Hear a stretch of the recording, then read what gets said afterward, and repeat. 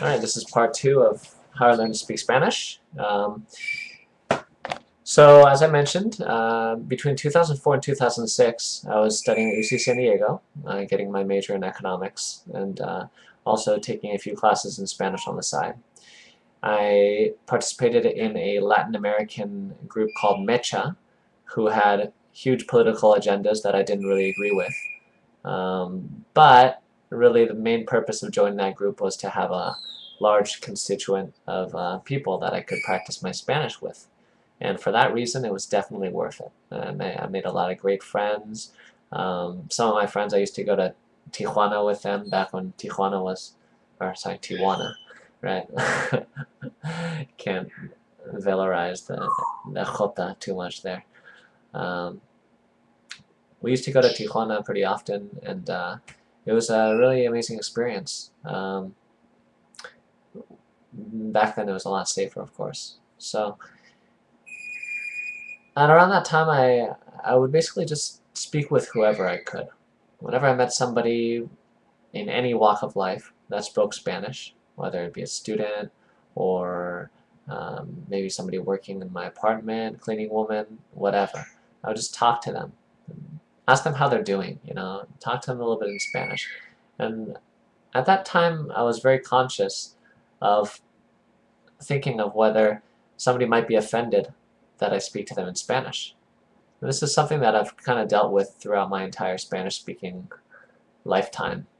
And sometimes you speak with somebody in the United States who is clearly a native Spanish speaker, but depending on the level of English that they possess, they might get offended that you're talking to them in Spanish. So at that time I was a little bit nervous, but I still talked to a lot of Spanish speakers, and I never had a negative reaction. More on this later on. Now, at that time I also attended language exchanges on I think it was every other week. There was a Spanish language exchange, Spanish conversation table at UC San Diego. I remember going to my first Spanish language exchange and seeing a guy who was clearly of Arabic descent speaking with an amazing Mexican Spanish. And he told me, like, yeah, he's from, I forgot, some Middle Eastern country, but he just grew up with Mexicans, so his Spanish was amazing. I was completely floored. And I thought it was the coolest thing in the world that somebody that doesn't fit the typical stereotype of a Spanish speaker could learn Spanish to this level. And these types of experiences were really key in maintaining the passion for Spanish. A lot of times people forget in language learning that it's the experiences that count. It's the experiences that are really going to serve as a motivating factor so you can continue progressing the language. So another key thing that I did between 2004 and 2006 was, aside from the podcast, I also purchased a program called Behind the Wheel Spanish. There's a lot of programs for learning Spanish while you're doing other things. I found that Behind the Wheel Spanish was really excellent. I bought levels 1, 2, and 3, and what it is basically the speakers were all, I think, there were speakers from Mexico, speakers from Peru. None of the speakers were from Spain, which would have been useful. What it is basically they say something in English, and you repeat it in Spanish. It's such a simple format. But what I found was I would go through these CDs, which I would upload to my iPod. I would go through these CDs, and something as simple as talking about your daily activity, right? Give you an example, like, hello, how are you doing today? Hola, ¿qué tal? Hola, ¿cómo está? It would give you the variations, and what you would do is you just repeat it. So they say something in English, they give you a little gap of time in which you're supposed to say it, and then after that, they would say the correct answer. And this way, I was kind of able to reprogram my mind into speaking correctly and quickly. Accessing the retrieval part of language learning is so important when it comes to fluency, being able to access it quickly. So everybody knows, you know, the different ways of saying like, I'm well, how are you, things like that. But the retrieval process is really key to becoming fluent. So this behind the wheel Spanish product that I purchased was really great in helping me to increase my response time in Spanish. So let's see. Now in 2006, I decided to study abroad through UC San Diego. There's a study abroad program to Morelia, Michoacán. So I went to Morelia, and it was a 3-month program, kind of like a summer program. And I remember distinctly that I had written my request to go to Morelia in Spanish. And the lady who was in charge of the EAP Education Abroad office told me that if I sent that letter in Spanish to the main center in Santa Barbara, they probably wouldn't let me go because my level of Spanish was too high. Now, that's not particularly a great compliment because all it meant was that my level of Spanish was beyond beginner level, because the study abroad program in Morelia, Michoacán was only offered for students at a relatively low level of Spanish. And it was actually for this same reason that I started out at a lower rank in my Spanish courses than I could have probably taken, because I wanted to go to this study abroad program in Mexico. And I guess that shows a little bit of the sacrifice that I had to make. I mean, I took classes that were probably easier than what I needed, but I really, really, really wanted to go to Mexico. Now, when I was living in Mexico, I lived with a host family. The first host family that I lived with, it was a single mother, divorced. She was a lawyer, and it was actually a really bad experience. She was very controlling. She accused me of doing things that I didn't. She would snoop around in my bags. And around that time I realized, hey, speaking Spanish fluently is a really good tool for defending yourself against false accusations.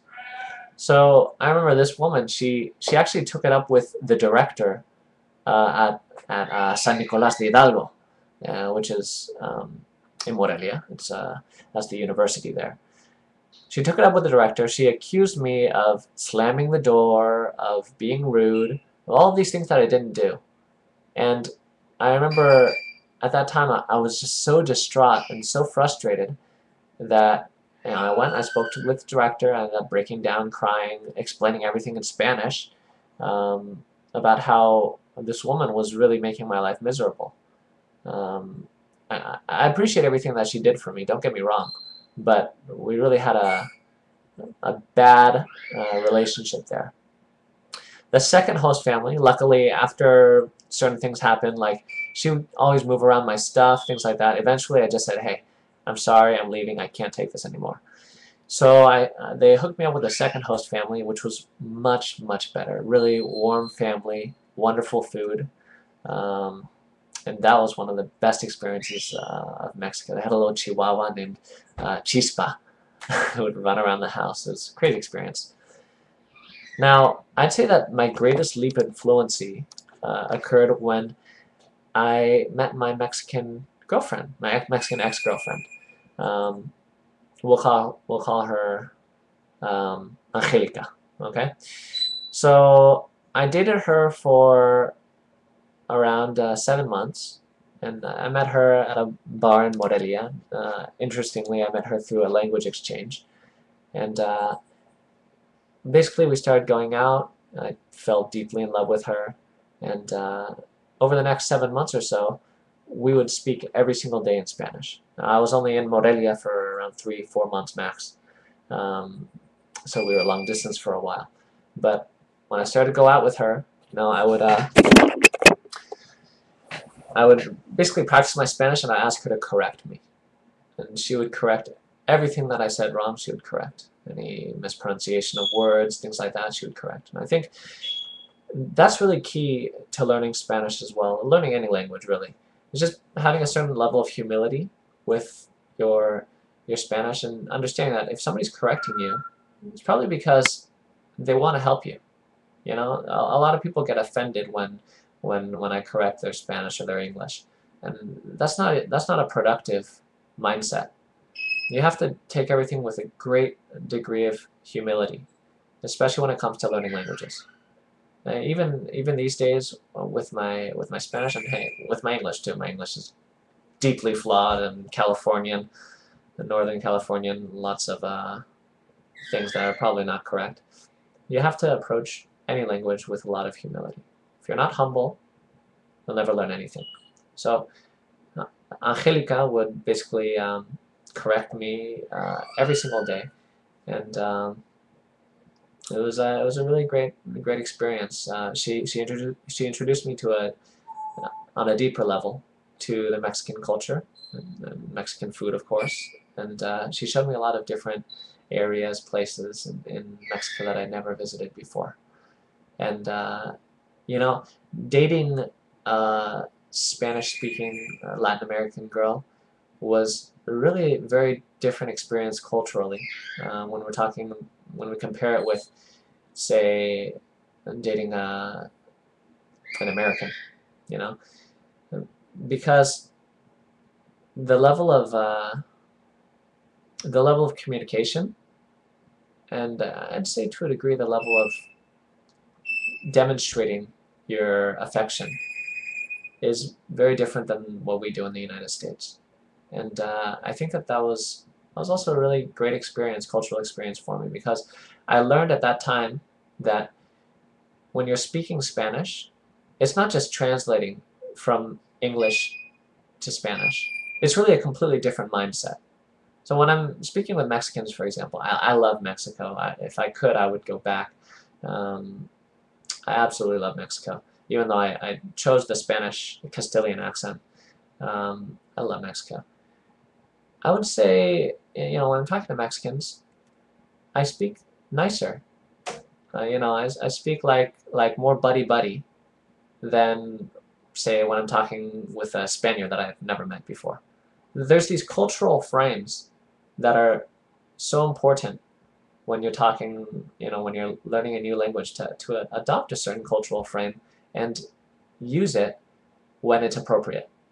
And through Angelica, I kind of learned that cultural frame of just being really nice to everybody.